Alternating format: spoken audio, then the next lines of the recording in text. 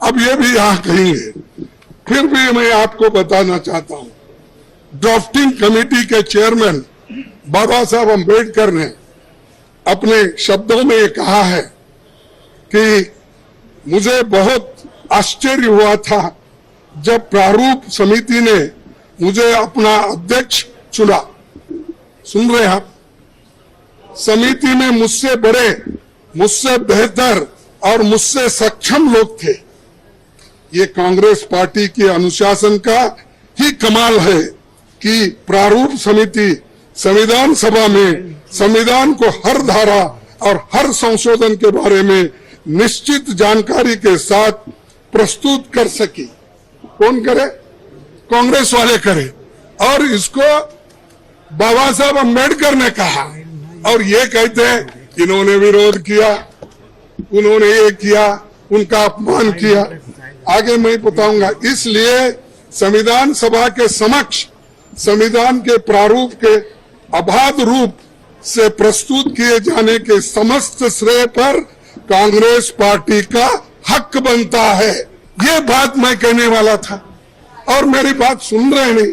मैं मिनटों से हाथ उठा रहा हूं। हमारे सभी पार्टी, इंडिया गठबंधन पार्टी पूरी उठ के डिमांड कर रही थी, मांग रही थी।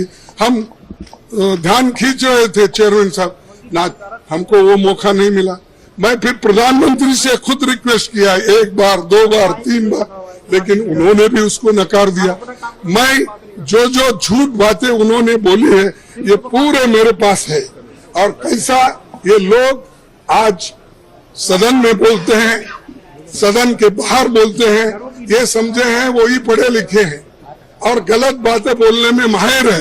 ये तो मैं बाबा साहब अम्बेडकर का स्पीच कॉन्स्टिट्यूंट असेंबली में जो बोला वो लाया हूं, और ऑर्गेनाइजर में उनके लोग क्या बोले हैं वो भी मैं बताना चाहता था, लेकिन उन्होंने मौका नहीं दिया।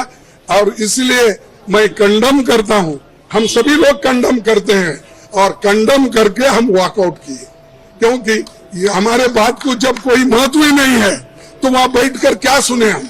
और जब प्रधानमंत्री खुद यहाँ पर जब बात कर रहे थे राहुल जी, उस वक्त 2 बार उठ के उन्होंने क्लैरिफिकेशन की कोशिश की, क्लैरिफाई कर दिए। 4 मिनिस्टर क्लैरिफाई कर दिए।